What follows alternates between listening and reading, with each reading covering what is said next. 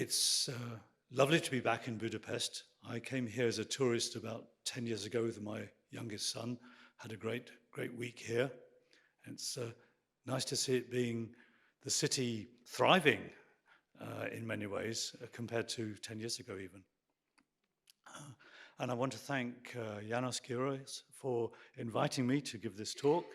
It's a great honor for me to be able to do it.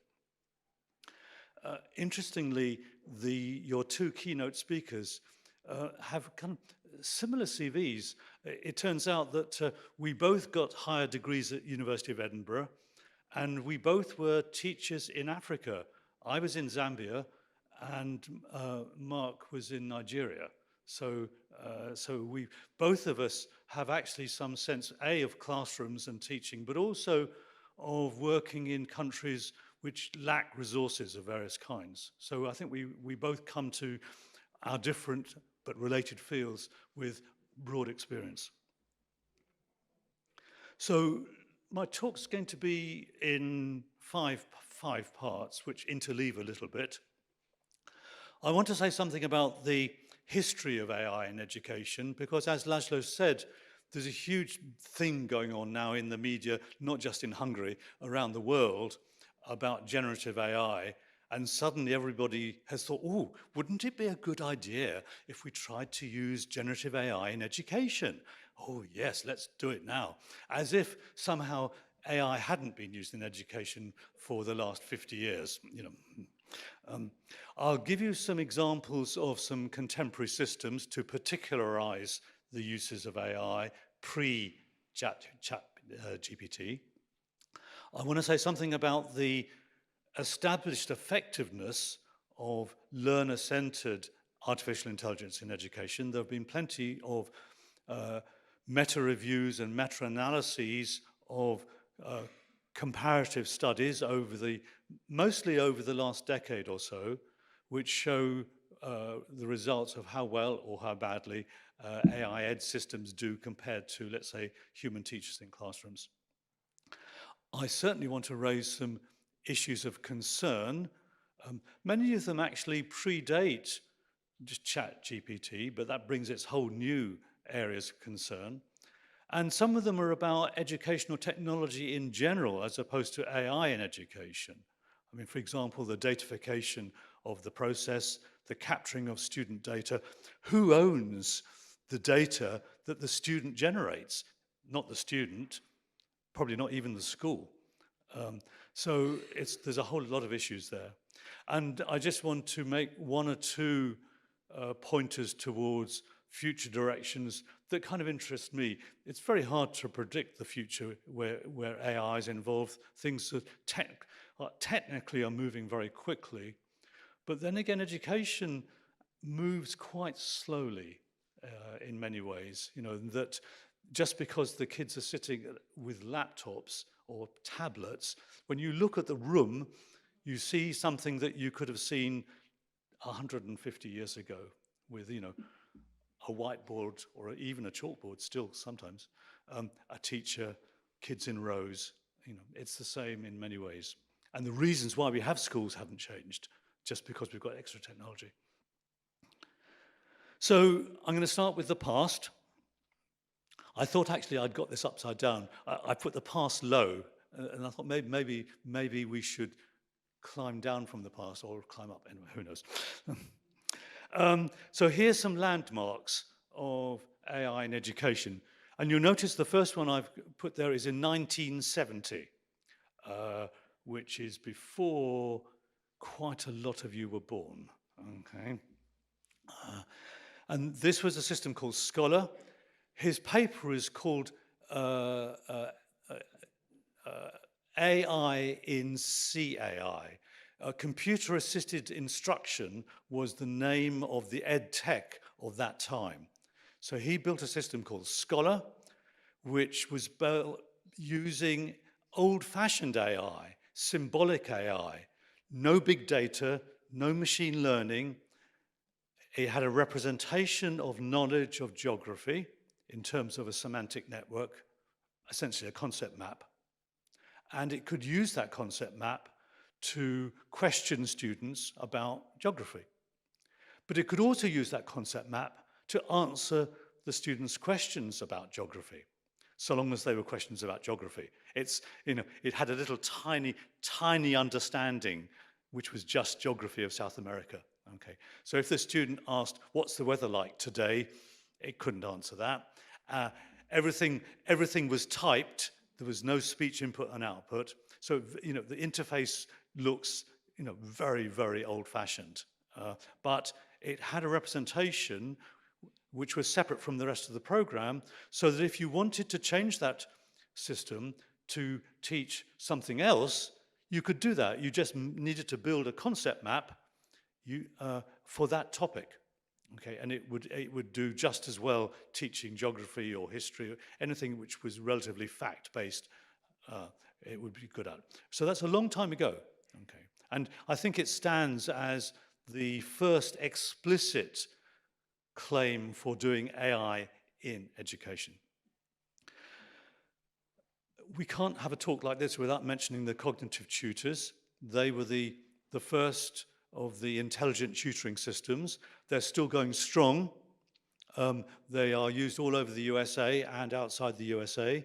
And I'm going to talk more about them later in one of my examples. Okay, they do very well. Of course, they have their criticisms, but they do very well. The reason why it's got a red dot means I'm going to talk about it later.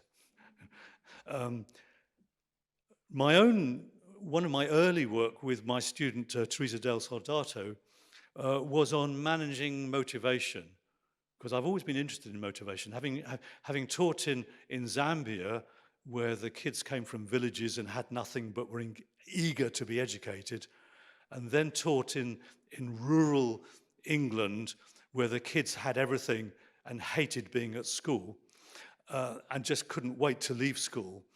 It was kind of interesting about the different value systems and the relationships to motivation in those two situations. So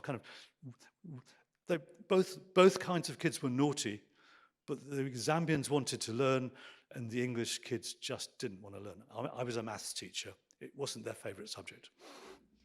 Anyway, so I was interested in motivation, and with my student, we built a system that tried to gauge the degree of motivation of the students it was teaching. The topic was very abstruse. It was teaching them how to debug Prolog programs. And it would ask the students about, they would show this program, they would show a problem, and they would ask for an immediate reaction on whether they thought they could solve it or not, as part of trying to gauge how motivated they were. And it did okay. We didn't have a very big evaluation of it. If we thought the student was doing pretty well and the student asked for help from the system said, "No, you can do this. We don't need help from me. I'm talking as the system now." And the students hated it. They hated to have a computer say to them, "No," because they're so used to the fact, I'm the human, you're the computer. If I've pressed the button for help, you bloody well give me help. Edit out later, please. Okay. But human teachers, I mean, there's an interesting point here as well as an amusing one. I mean, human teachers very often refuse help if they think the student's going to get on better on their own. So we thought, well, let's make a system that acts like a human. But it's different when the computer does it. Another system I'm going to talk about again in pink is learning by teaching. It's a system called Betty's Brain. It's a really nice system. It's absolutely the opposite of an intelligent tutoring system in the sense that it's open-ended. The students go at their own pace and in their own direction. AI in education, despite some of the critiques that it's had, is interested in issues like self-regulation. And Roger Azevedo is one of the prime workers in that area. And he's built various kinds of systems that help the students to think about their learning as they learn, and to help them plan their learning, and help them to reflect on their learning and help them do better in their learning, even if they're not doing better in the topic, but they actually are more reflective and more effective learners. Managing feelings. There's been a lot of work in AI and education in trying to gauge how students feel, which is of course related to motivation, but the relationship is quite tricky. It's not a one-to-one relationship. And Yvonne Arroyo is an example of somebody who's worked in that kind of an area. They do things like point a camera at the student's face to see if they're smiling or frowning. They instrument the chair to see if they're leaning forward or if they're leaning back. And they try to make judgments about what they think the student might be feeling. The trick is not gauging how the student might be feeling, but wondering about why they might be feeling what they are feeling. That's the hard bit. And often students bring into the classroom feelings from whatever happened in the previous lesson, from something that happened at home, and you can't tell unless you ask them why they are despondent or why they're happy. You know, you can't just say, happy student, lesson going well, or unhappy student, lesson going badly. It may be nothing to do with you, nothing to do with the lesson. So I think life around managing feelings is really quite tricky. And then another system I'm going to say a little bit about is orchestration systems, Lumilo in this case. Orchestration means the work the teacher does to organize the work of the class, where the students sit, who sits with who, what the subgroups are, what the tasks are, what the preparation for the tasks is, what do you do after the tasks, who do you pay attention to in the class. All of that business of being a teacher it goes under the heading of orchestration. And then more recently, the language tutors from Lewis Johnson, where unlike Scholar, you talk to your agent in the screen. If you're learning English as a second language, you talk in English. There is a scenario. You're at the railway station trying to buy a ticket to Budapest, and you're talking in English or French or whatever it's going to be, and the agent on the screen talks back to you, and here's what you say. Not only gives you the ticket, or the pretend ticket, but also says, well, actually, you didn't quite use the right word, or I understood you, but your grammar was not quite correct. So it's a multi-level conversation between the scenario and the quality of the language. So as you can see, we've got 50-something years of interesting things going on. It's not just about ChatGPT. So now I'm going to talk about the present. And of course, first thing that comes up in the present is ChatGPT. And when I talk about ChatGPT, I mean there's a whole family of large language models. I've just chosen that particular one because it's the name that everybody knows. And it's certainly enlivened interest in AI in education. Mark was complaining about how he gets all these requests to do reviewing, and I suspect requests to give talks, requests to write chapters, and it happens to me too. People have discovered AI in education. They look on Google, they find people like Mark and me, and and they start writing. And they get my name wrong, of course. So I'm, Dr. Boulay, rather than Du Boulay. And will you write a chapter? Will you come to this conference? Oh yeah, yes, that'd be nice. You'll have to pay, but do come and educate us, etc., etc. So that's all the fault of ChatGPT. So what about it? It writes convincing text about most anything, not everything, but and the text is good. It's well formed. It can be used by teachers and learners to brainstorm. So you can ask ChatGPT to tell you all about, let's say, AI in education, and it'll come up with something that looks okay. And the teacher or the student can say, yeah, okay, that gives me a start, but now let me do my work using this simply as a starting point, not a finishing point. It can help teachers prepare lessons and assessments. You can ask it to generate some questions to give your students. All good stuff. Learners can help. It's another route into a topic. If they refuse to look at a book, they can ask ChatGPT to tell them about a topic, and if they say, I don't understand it, explain in a different way, it can explain in a different way. So these are all great things. But it's very clear that the full potential of generative AI, we don't really know where that's going to go. And it's not just text. We've got voices. Actors are now being duplicated, sometimes without their knowledge and without their permission. Videos can be generated. Music can be generated. And that is potentially a worrisome and dangerous situation. You know, when you see who you think is your politician that you know on the news, and it turns out actually it's a complete fabrication. It's actually a program that has generated a picture of your politician saying things that you either agree with or disagree with. Who knows where that's going to go. So, but it's not always factually correct. And I think in education, that is a killer. Okay, now we know that books have biases and Wikipedia has omissions and occasional errors, but broadly speaking, you have got ways of knowing who to trust. Okay, with ChatGPT, you can't really know whether it's trustworthy or not, because what it's done is it's hoovered up all this stuff from the internet, often without permission, copyrighted material. It's figured out how to write coherent grammatical sentences, but it fills in the gaps. You know, it'll give you a reference to a paper which doesn't exist because it just made it up. So in education, to have a source which is mostly okay, but is occasionally lying or incompetent is really worrisome. It's really tricky. It's not current, well, ChatGPT is at least 3.5, not currently up to date, because you have to rebuild it. It has to re-hoover everything. You know, the world is adding to the internet the whole time, so those things have to be rebuilt the whole time. They use enormous amounts of energy, electrical energy, to do the work. There's a whole issue there.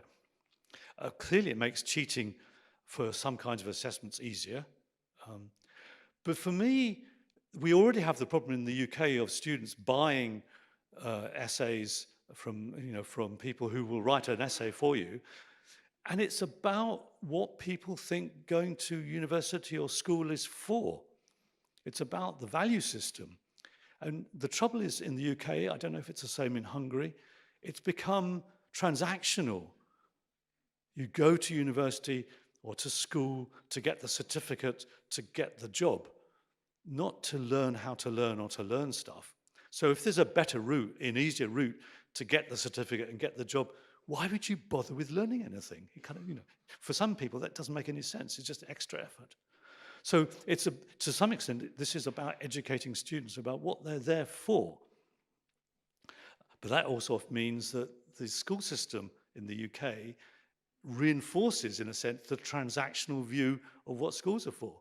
And politicians certainly do. They talk about universities in the UK as preparing for work, as opposed to helping people be better citizens. And the whole lot of legal and ethical issues aren't really yet completely understood or even sorted out. So there's a whole lot of issues on the but side. Okay, so in the present, the AI in education tends broadly to divide into three broad areas. There are systems which are aimed at learners, which is where AI in education largely started. These learner-centered systems choose the next task for the student, or some do. They can adapt the sequence of tasks. They can adapt the content. They can adapt the way the thing is presented in terms of how they think the learner is doing and how they think the learner likes to learn. So they can personalize the journey of the learner. Thank you very much. They can personalize the journey of the learner in a way which can be very helpful. They also provide various kinds of tools for learning, scaffolding to make the learning easier, and provide feedback. And they can adjust the feedback appropriate to the learner.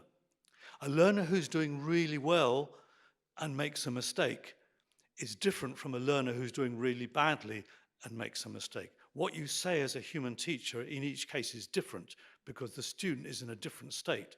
And you have to be aware of the difference between a good learner making a small mistake where you can say, look, that's just a slip, it's fine. Compared to a poor learner who has made a mistake, you need to really worry about the fact that the learner might be really demotivated by the mistake in the way that the good learner won't be. So that's part of that. Then the second kind of systems are those aimed at teachers. For example, on the issue of orchestration, they can offload some of the routine work that teachers have to do. They can be used both during the lesson to help the teacher see who's doing well, who's not doing well, and allocate help. They can also be used after the lesson to see how do things go. When I intervened, was that the best thing? Could I have done things differently? Oh, I didn't notice that John and Mary in the corner were just chatting about football the whole time. I just didn't notice it. I was too busy looking at this side. So it can be used as a during and as a post hoc tool. And then we now have, with the arrival of big data, AI has changed from mostly being symbolic AI to essentially being machine learning and big data. But the two kinds of AI sit side by side, and they both have got utility, and we need both kinds. And so the administration-centered systems tend to be machine learning and big AI, and they're there to help administrators manage the overall trajectory of learners through the system and spot, for example, signals where it looks like the learner might be failing or in trouble, so that an intervention can occur. So those are the three broad areas in which AI in education works. So let me now say something about learner-centered. The Carnegie Learning is now the owner of the intelligent tutoring systems, the cognitive tutors, which I talked about early on, or I briefly mentioned. And as you can see, 30 years of experience. It's not new. They have been tested over and over again. They have got a number of different topics. Perhaps the maths and algebra are the most famous ones. They've got a whole range of different sorts of curriculums. Here's a screenshot. You don't need to see the detail. Basically, what it is, the system sets a problem and it offers the student various kinds of tools. You can see a graphing tool on the right. And it's not just about asking what the answer to the problem is. It's about watching the student going through the steps of the problem. And they can intervene at these small steps, saying, you did this, but it's unlikely if you do that, you're going to get towards the answer. You're moving away from the answer. Normally what happens is that good students do something different. Sorry, this thing is so sensitive to me waving my arms around. I'll put my so you get tutored at the small steps, not just on the answer. So the roles of AI in these systems is that they select the next best problem. What does best mean here? Best means that the model of education is mastery learning. The system already has a coding which relates problems to underlying skills. So what they do in choosing the next best problem, they find a problem which is mostly about skills you've already mastered, but still has a couple of skills you need to master. So you're in a situation where you've got some familiarity, but not total familiarity, which is a good strategy for mastery learning. It provides help not just with the answer, but with the steps towards the answer, which makes sense in maths problem solving, obviously. It provides feedback on progress. You have skillometers or little dials to show how well you are doing on the different skills. And it understands what the underlying skills are. The people who build these tutors are really interested in working and have worked with teachers. This is not a replacement for the teacher. They go to schools, they talk to the teachers, they've learned from the teachers about what works and what does not work, and they give advice to the teachers about blended learning, how to do your maths with a human teacher and with a system, what the human can do best, what the system can do best. So it's not a replacement. I want to just emphasize that. And there are other sources of information. There's a textbook, there's other software, and there's support for the teacher as well. So what are the teacher's roles, or the human roles? Well, for me, the primary role is motivating the students. You know, sitting the student down at the laptop or whatever it is, why would they pay attention to that? They have to have some reason to be there and some reason to try to solve the problem. And the human is the person who has to do that. The human teacher is the one who motivates and sets goals. What I want you to do in the next half an hour is work with somebody else towards doing this, because if you do this, this is what you'll understand. They have to manage the prior activity. So ahead of time, before the students even go on the system, the teacher, the human teacher, needs to think, well, what do I need to help the students understand before they even touch the computer? All that prior work. While they're using the computer, the students can get muddled or misunderstand or not understand what the system is saying. Somebody needs to intervene and help them. That's the human. And then afterwards, they need to reflect on what they did. Did we learn something? Did we not learn something? Was it easy? Was it hard? Was it fun? Was it boring? All of these kind of post-reflective activities after the computer, that's managed by the human. So there's a lot of work for the human. Second example is Betty's brain. Different topic. This is river ecosystems. And the idea here is that the student needs to learn about the processes which go on in an ecosystem of a river, okay, in terms of plant life, oxygen, carbon dioxide, bacteria, etc. And the blank screen on most of there is to be filled up with a concept map, essentially describing the processes. The system is called Betty's brain because the system, it's pretending that blank space is Betty's brain. And you, the human student, are teaching Betty about river ecosystems. So you are the helper of this pretend student, Betty, down there, the blonde one. And so I apologize, not my system, it's slightly sexist, but we'll just put that by. It could be Freddie's brain. Okay. So let's be okay, and we'll call her Freddie. Freddie doesn't know anything at the start of a blank screen.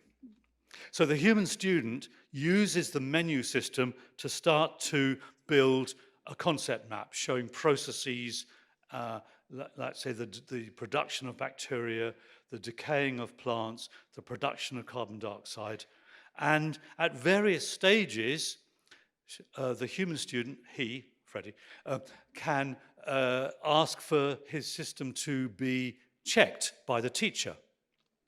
And there is a teacher in the system, and the teacher can say, yeah, okay, you're mostly okay, but you've left out this and this and this, and by the way, this process that you've talked about does not actually occur. So there can be incorrection, there can be mistakes and omissions in the map. And then the student will edit the map and do it again, and then ask to test again. Sorry. That's just a bigger version of the map. I'm sorry, it's not a very good. I stole it from the paper, so it's kind of a screenshot of a PDF, which tends to be not very good. So what are the AI roles here? Well, it can reason from the student's concept map. So if the student puts, a concept and an arrow, meaning produces, and another concept, the system can effectively read that map and reason along those arrows. It can keep track of how much the student clearly understands and doesn't understand. It can compare the student's map with the expert's map, and it can keep track of the kind of activity that the student has engaged in addition to filling out the map. There are various resources which the student can refer to learn about ecosystems. So the teacher, in addition to checking on how good the map is, can say to the student, look, you just gave me your map to test, and I told you it wasn't very good, and you've made no changes, and you've given it to me again. It's not going to get any better if you don't make it better. Okay, go and read the stuff. I mean, it's much more polite than that, but that's essentially the message that it's giving. So it can, in a sense, it can address the student both at the level of the ecosystems, but also at the metacognitive level about how you're going about learning about ecosystems. And what are the human teachers' roles? The same as with the cognitive tutors. Somebody needs to stand there and explain what's going to happen, why you should pay attention to it. Somebody needs to help debug it when it doesn't work for that student. Somebody needs to help the students reflect on it after they've played with it. So those crucial roles for the human teacher. I said I would say something about evaluations of these learner-centered systems. There have been quite a few different meta-analyses and meta-evaluations. And I wrote a paper where I tried to find all of the meta-reviews that I could, and I did a meta-meta review of the meta-reviews, and to look at all of the different comparisons that had been made. So the green flag there are comparisons between a teacher with a class and no system, and a teacher and a class and an AI Ed system, where the AI Ed system is doing most of the work. And I found across, I think, about 8 or 9 meta-reviews, 182 of those kinds of comparisons. And they ended up with an average effect size in terms of standard deviations better of around 0.5. Okay, which is okay. So the whole cohort gets shifted about 0.5 of a standard deviation. Now, Bloom of Bloom's taxonomy did some work with his PhD students and comparing one-to-one teaching, human teaching, against classroom teaching. And he claimed that a skilled tutor teaching one-to-one could produce an effect size of 2 standard deviations, the 2 sigma. At least one person has pointed out that he's over-egging the pudding. And when you look back at the actual work, it was never as good as 2 sigma. It was more like three quarters of a sigma rather than 2. But there we go. So the fact that the AI Ed system moved half, if you thought that the goal was 2 sigma, half a sigma, not very far. But if the goal is 3/4 of a sigma and it goes half a sigma, good stuff. The other comparison in red is comparing the AI Ed system working one-to-one with the teacher working one-to-one. And I've colored it red because the human teacher did better than the AI Ed system working one-to-one, as I would have hoped, because the human teacher's got a load more understanding of that particular student than the system will have. And the human teacher was about 0.2 standard deviations better than the AI Ed system. So a win for the humans. Teacher-centered systems. As I said, they offload routine work and they help the human teacher kind of see what's going on and allocate their valuable, scarce time accordingly. So this system called Lumilo, relatively new, it doubled up. It had augmented reality as well as AI. Most orchestration systems just have dashboards. So the augmented reality, you can see you can see on the right-hand side of the screen, the teacher is in the pink long-sleeve t-shirt. And she's wearing, you can just about see, well, she's wearing a cap, but she's also wearing an augmented reality specs. And what she can see is what we can see in the left-hand side of the screen, which is the kids, they're all working on their own, which is sad, because actually kids working together is often a better bet. But there we go. And superimposed via the augmented reality above each kid's head is a symbol. You can probably see the orange question mark most clearly on the leftmost student near the front of the class. And the teacher can also see on where the blackboard would be, she can see which topics within the lesson that the kids are working with on their screens, which topics are causing the most problems to most students. So she's got two kinds of interventions that she can engage in. If she sees there's a topic that most students are misunderstanding, she can move over into classroom mode and deal with that topic. But she can also see the status of the different students. So the big orange question mark there is at the bottom of this slide, and it stands for unproductive persistence. So this is the student, probably a girl, I'm going to be sexist again, working hard, but not getting very far. But still working. If it was a boy, they'd be causing trouble. But working hard, but not getting very far. This person needs some help. And we've got some other things that can be spotted. So the white question mark is hint avoidance. Here's somebody who's making mistakes and not using the help system. Okay. The little question mark after that, high error rate after hints. So they've looked at the help system, but they haven't understood the help, and they're still making errors. Near the top of at the top of the screen, we've got idle. They're not doing anything at all. At least they're not doing anything with the system at all. They might be doing all kinds of other interesting things, but they're not part of the lesson. The little triangle, rapid attempts, which means that they're just rushing through and not really paying any attention. The yellow triangle, hint abuse or gaming the system. They keep pressing the help button until the system tells them what the answer is, which is called gaming the system, because it's less effort than actually trying to figure it out. So let me move kind of relatively unsmoothly towards kind of some issues of concern that what those kind of systems I've talked about do actually raise. Well, I think AI Ed should be regarded as a teaching assistant and not a replacement for human teachers. So those people, those politicians, or those financiers who say we can save loads of money by sacking teachers, locking the kids in a warehouse with laptops for 6 years and they'll come out educated, are not telling the truth, and it won't work. And there was already an interesting riot in a New York school where the kids were working more or less unsupervised with a system that didn't work very well, and they refused to go back to the classroom without a teacher because they were getting nothing from it.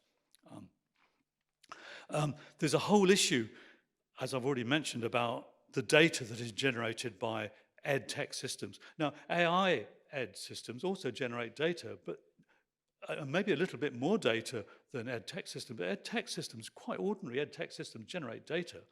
And there's a whole issue about who controls it, who can delete it, and who owns it. So, and it's not, at least in the UK, these are not solvable issues. As a student, you can't, at the end of your time at school, go to the school and says, please can I have my data, or please can you delete my data? Ain't possible.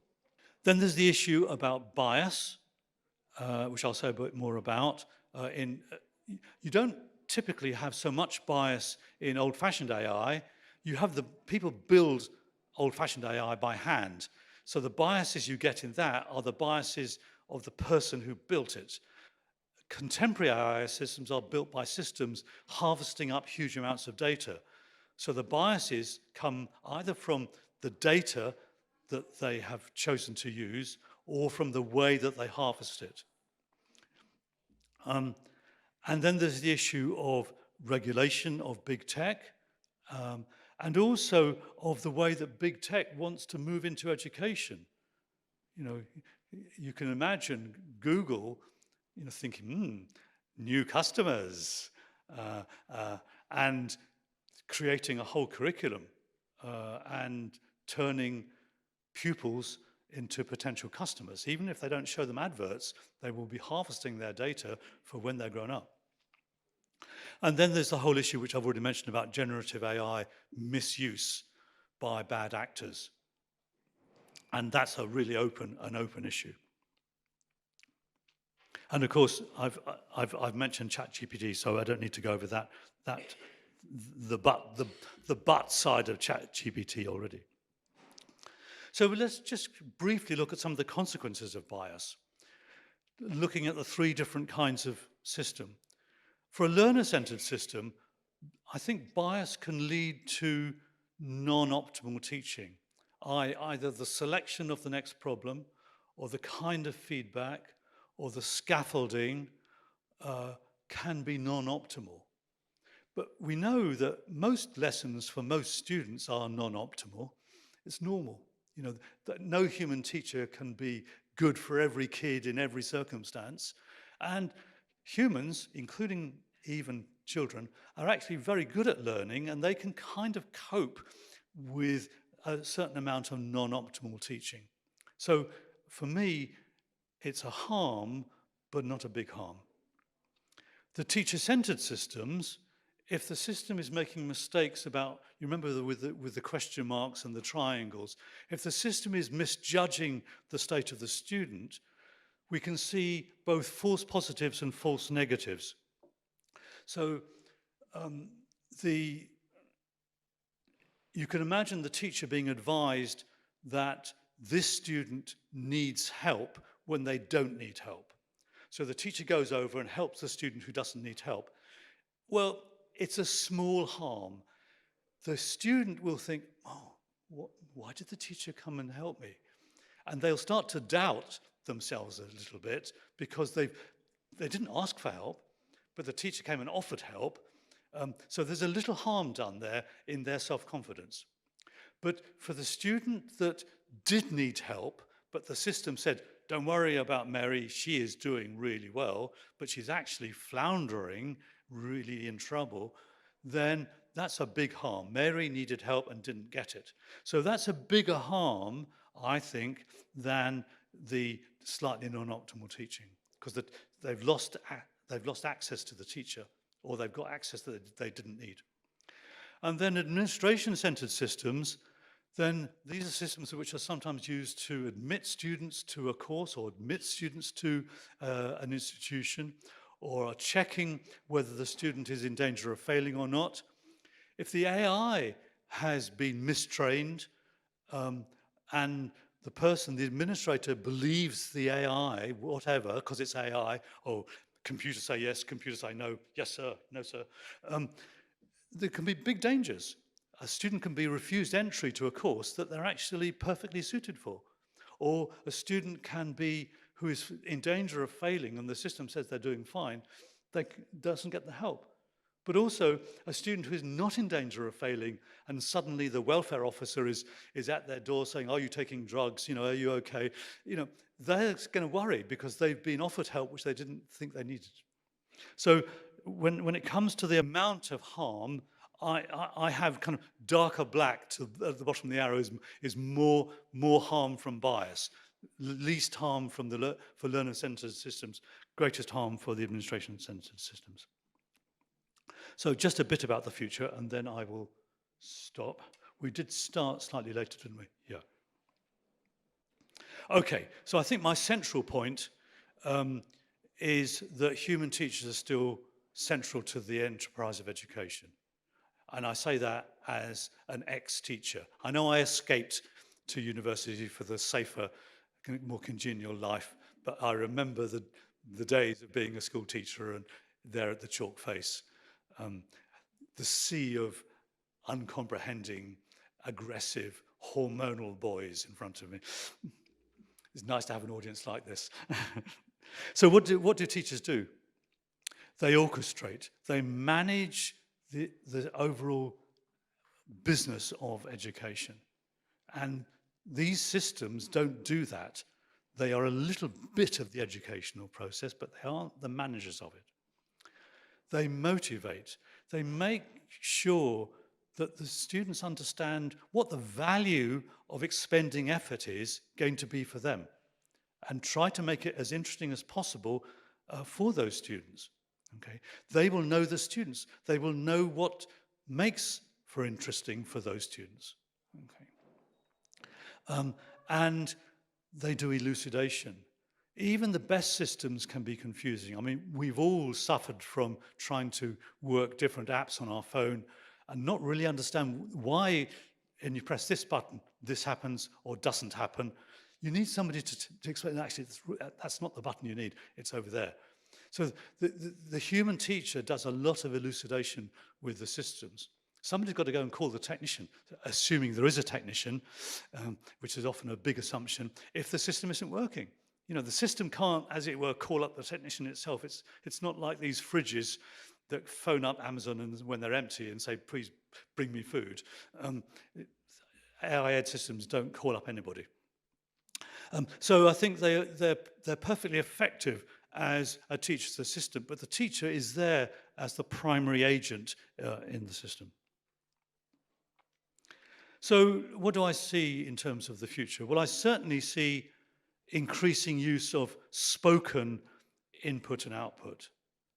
It makes a huge difference for kids whose reading is not as good as it should be. Having something spoken to you is just different from reading it.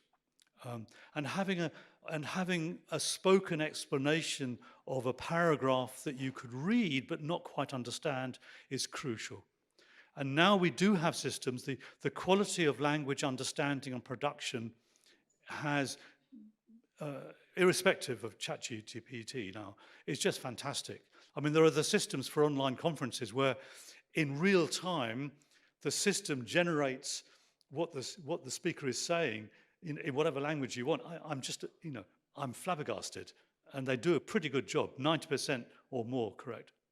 So that's certainly going to be something which will be applied across the board, not just in language learning, but in maths learning or geography learning. And I already mentioned the N-scale system from Lewis Johnson.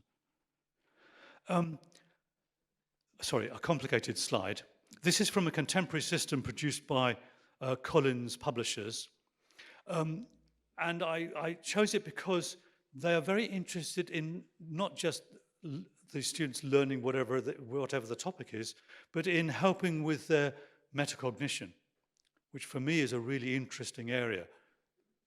That in a way, when I was a university dean, I would stand up in front of the parents on the day when we're trying to have the new students come in and say, after 3 years, your son or your daughter will graduate with a degree in computer science or whatever it's going to be. But the main thing that's going to happen is that we will have taught them how to learn. They will become better at learners. And that really is what the university is doing. It's making you a better learner so that in the future, when you're faced with a new topic that you have to learn, you've got the ability to learn new stuff. And that is true at school too, that what schools do is help students be more effective learners, irrespective of whether they do it via learning geography or learning French or learning history or learning maths. They're also learning how to learn. So this chart here is a dashboard for the teacher. It shows 12 children, child A, B, C, D, down the way. Each row is a child. And it looks at in terms of how they've answered and what they've said in terms of their confidence about their answers. It shows in 4 colors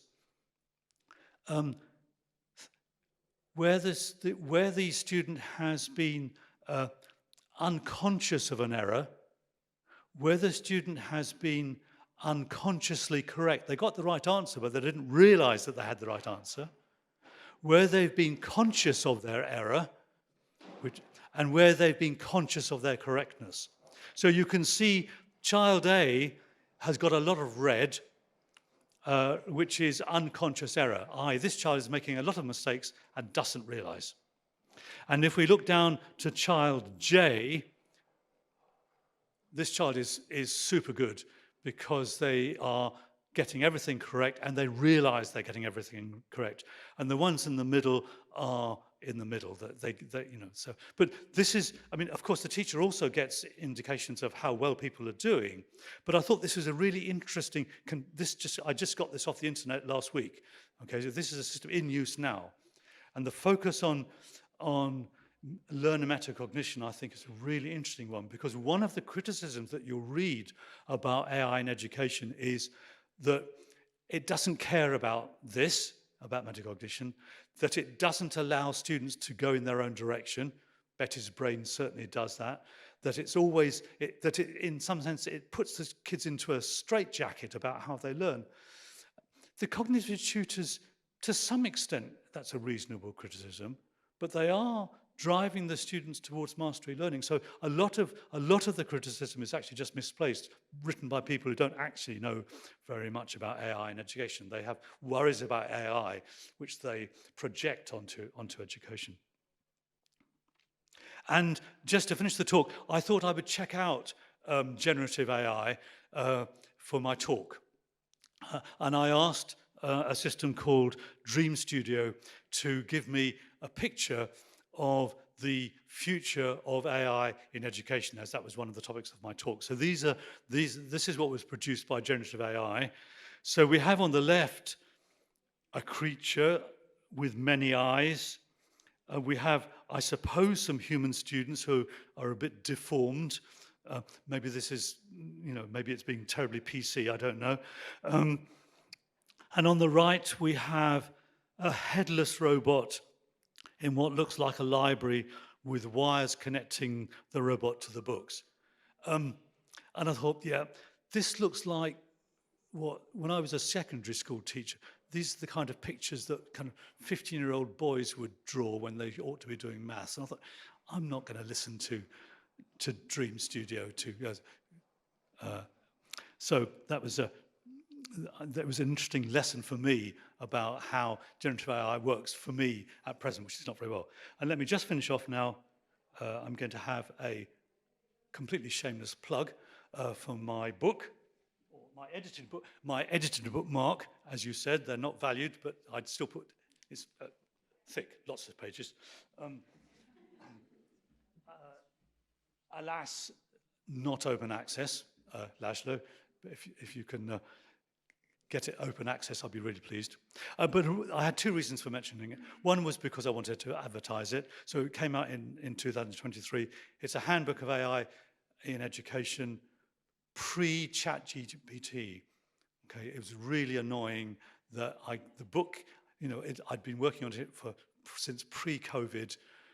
It finally came out, and then it missed out the topic. But it did include a sub-part of a chapter on UN Sustainable Goals in terms of AI aid and equity. And the story there is quite complicated. Potentially, AI and ed can bring qualities of education around the world, potentially. But I've taught in Zambia in a rural secondary school, 100 miles from the nearest tar road. I know what's really actually likely to happen. So the messiahs who say that ed tech will transform third world education are more hopeful than reasonable, I think, probably, which is sad. So yes, the issue between equality and equity there. So I'm going to stop there. I'm worn out. Okay, thank you very much.